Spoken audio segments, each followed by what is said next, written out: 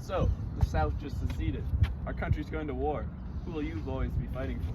I, for one, will be fighting for my state, Virginia. Well, I'm fighting for my country, the Union. What? These two brothers went on to fight in their backyard, and 2 years later, the Union soldier shot his brother in the head without knowing. But that's enough about the two brothers. Let's talk about the advantages of both the North and the South. Yo, it's the North. We got that industrial might. We pumping out guns, ammo. We ready to fight. Big population, 22 mil strong. Compared to the South, they don't last long. Railroads rolling, supply lines tight. We're moving fast. We'll win this fight. Navy on deck, blocking their ports. Can't get through, no Southern support. North's got the power, we got that edge. Industrial strength, we'll win this pledge. The South's got the heart, they got that fire. Defending their land, they'll never tire. But it ain't all easy, we got some issues to face. Struggling to find leaders in this crazy race. Terrain's unknown, we're fighting on their ground. Southern soil, where their strength is found. Motivation's tough when you ain't defending home, while the South's ready to die for all they've known. North's got the power, but we got that edge. Industrial strength will win this pledge. But the South's got the heart, they got that fire. Defending their land, they'll never tire. Now flip it to the South. We got military class, more experienced soldiers, we're built to last. Generals and fighters, born and bred to lead. We know the land, we know how to succeed. We fight for our freedom, for our land. Ain't no union gonna take that stand. But we ain't perfect, we got our flaws. Economy's weak, reliant on cotton laws. Fewer people, fewer men to fight. We can't keep up with the North's endless might. Weapons are scarce and food is too. We have to scrape by to make it through. North versus South, the tensions are high. Two sides clash beneath the bloody sky. Strength and heart, we both claim the crown. But who's gonna rise? And who's gonna drown? The South seceded on December 20th, 1860, South Carolina becoming the first state to do so. Fort Sumter was in South Carolina and was a huge representation of federal power in a Confederate state. In April of 1861, the Union tried to resupply the fort, but South Carolina viewed it as going against their authority. On April 12th of 1861, the South fired on the fort, bombarding them until they surrendered. 4 states seceded on that day, and it will be forever known as the official start of the American Civil War. The Second Battle of Bull Run. No, not that kind of Bull Run. Yes, that kind. The Second Battle of Bull Run was fought in Fairfax and Prince William counties in Virginia from August 28th to August 30th, 1862. The Union, led by General John Pope, a Kentuckian who was a friend of Lincoln and proved himself in the Western theater before the Civil War, was matched up against Robert E. Lee, the general for the Confederates from Virginia, and the leader of the Confederate Army, and very experienced in the field of war. As you can see from this map, Lee absolutely outclassed Pope and was able to win the battle heartily because of his tactics. After this resounding loss, the North was forced to go back to Washington to protect its capital. The North retreating led Lee to bring his army into the North, which caught the interest of foreign powers such as France and Britain to help the South possibly win the war. This created a need for Lincoln and the North to show strength in the battles to come to prove that they could win the war. General McClellan, what are we gonna do? The Confederacy's trying to push towards our capital. We need to win in this battle today. If we win today, our president can make the Emancipation Proclamation. Why is this so important, sir? The Emancipation Proclamation will cause great European powers like France and England to not ally with the Confederacy. Their people would not allow their nation to ally with the pro-slavery nation. Sir, the Confederates, they're charging!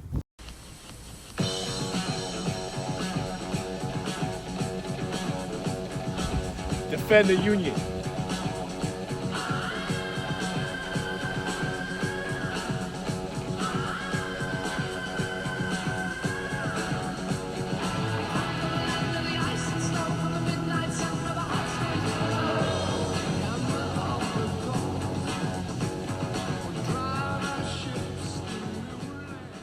Did you hear about the Battle of Antietam? Of course. 22,000 casualties. 12,000 for the Union and 10,000 for the Confederacy. People all around are saying how it was considered to be a draw. I'm just glad I wasn't there. Same here. I heard the president believes it was a tactical win for the Union. He just says that so as an excuse to give the Emancipation Proclamation. Like it even does anything. It orders the Confederacy to free the slaves. It's not like the Confederacy would hand over their slaves just because Lincoln told them to. It's more of an effect than that, though. I heard that France and England will never support slavery, and therefore they will never help the Confederacy. Maryland, Delaware, West Virginia, Kentucky, and Missouri were the border states that chose not to secede from the United States. As Lincoln attempted to sway them, he decided to avoid immediate abolition. He constantly met with the border states and took military action as he deployed Union troops into certain areas. Lincoln had also understood that losing the border states could have been catastrophic for the Union.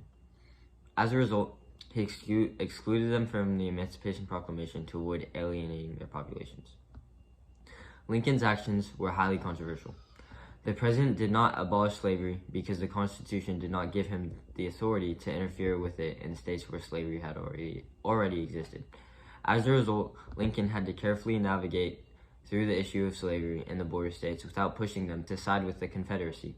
Lastly, Lincoln also argued that his wartime powers also allowed him to take certain actions to suppress the rebellion, including issuing the Emancipation Proclamation, which freed the slaves in Confederate states, but not in the border states initially. Now transitioning further with the Emancipation Proclamation. The Emancipation Proclamation was a document issued by President Lincoln on January 1st, 1863. The document declared freedom of enslaved people in the rebelling states, and going forward, the government would recognize and maintain the freedom of African Americans in the United States. Furthermore, this document allowed African Americans to be accepted into military services.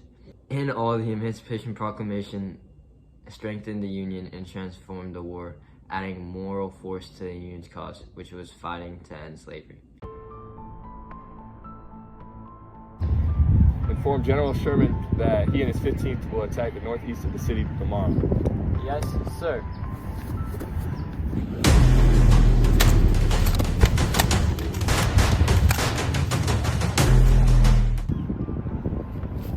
The attack failed, sir. That's fine. In 3 days, we'll have a three-way attack between Sherman's, McPherson's, and McClernand's troops, all from different angles. Please inform all three of the plan.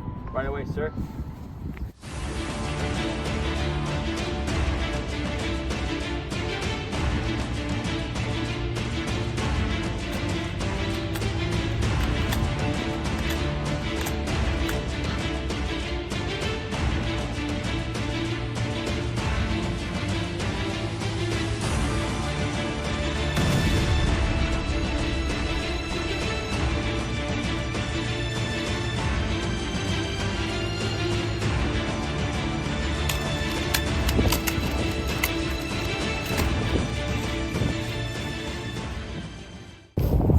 All the attacks failed except McClernand's attack on the railroad redoubt. I wanted a quick end to this battle. There's no other choice but to lay a lengthy siege.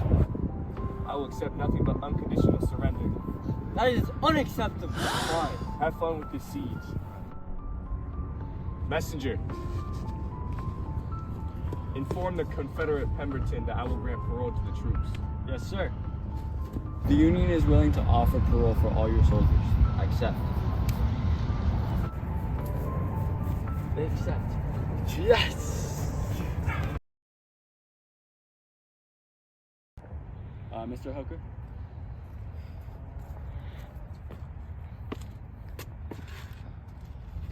You're fired. This is General Hooker, the man General Meade replaced right before the Battle of Gettysburg. General Lee and the Confederate Army is coming off a huge win at Chancellorsville and are now marching towards Gettysburg. The Battle of Gettysburg starts with an unplanned engagement by the Confederates, but escalates to a full-scale attack. On the third day of the battle, the Confederates attempt the famous Pickett's Charge, believing the Union was weakened by earlier attacks. It was a 12,500 infantry charge by the Confederacy up the Pickett's Hill, with casualties at about 60%, and with only one brief moment at the top of the hill, known as the high mark of the Confederacy. In the end, there were 23,000 Union casualties and 28,000 Confederate casualties. The end of the war finally came on April 9th of 1865. General Lee surrendered to General Grant at the Appomattox Courthouse in Virginia. There were some stray Confederate groups deep in Texas, but on June 2nd, the last of them surrendered. By this time, the Old South was throughoutly uprooted of its old ways, and it had a great deal of rebuilding to do. An old era is over, and a new era of construction was born. It was April 14th, 1865, and our President Lincoln is watching a play at Ford's Theater.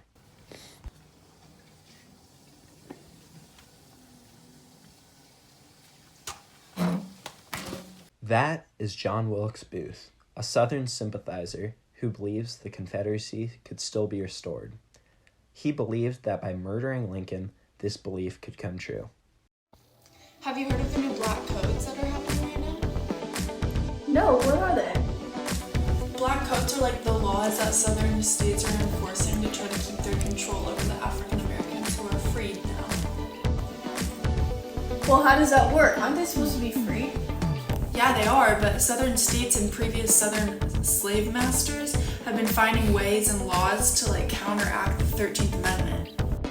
Okay, but what is the 13th Amendment, and how are they doing that? The 13th Amendment was made to abolish slavery completely from the states, but now southern states have been finding ways to go around it, like vagrancy laws and restrictions for African Americans who should be free.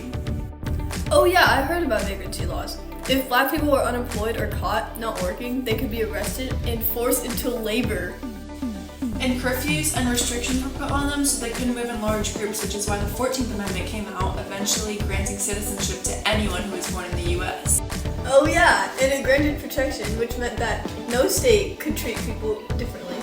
And then in 1870, the 15th Amendment came out, which gave the right to vote to free black men and said that discrimination should not be used for voting rights.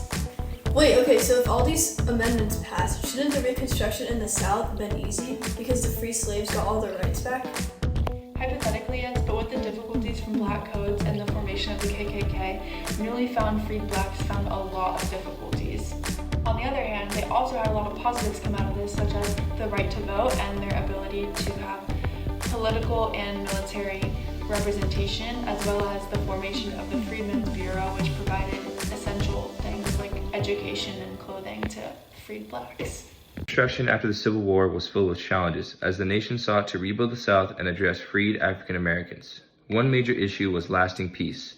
While the Confederacy had been defeated militarily, resentment lingered. Southern states resisted federal policies, and groups like the KKK used violence to protest Reconstruction efforts and suppress African American rights. Congressional conflicts persisted. Initially, President Andrew Johnson sought a less harsh method to reintegrate Southern states, offering pardons and allowing them to implement black codes, laws that severely restricted African Americans' freedoms. This clashed with the radical Republicans in Congress, who demanded stricter measures to protect civil rights and ensure equality. This conflict led to a series of legislative battles, with Congress overriding Johnson's vetoes to pass the Civil Rights Act of 1866 and the Reconstruction Acts. Tensions peaked in impeachment proceedings against Johnson in 1868. Johnson's decision to fire Secretary of War Edwin Stanton, a violation of the Tenure of Office Act, gave backing for his impeachment. The House of Representatives charged him with high crimes and misdemeanors, but the Senate trial fell one vote short of removing him from office.